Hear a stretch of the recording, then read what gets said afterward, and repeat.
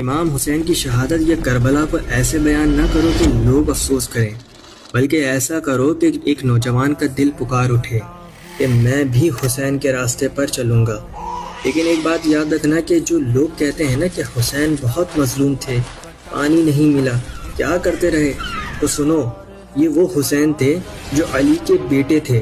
اگر چاہتے تو ایک حکم دیتے، فرشتے آسمان سے اتر آتے، بات کرتے تو ساری دنیا کی فوجیں ان کے قدموں میں ہوتیں۔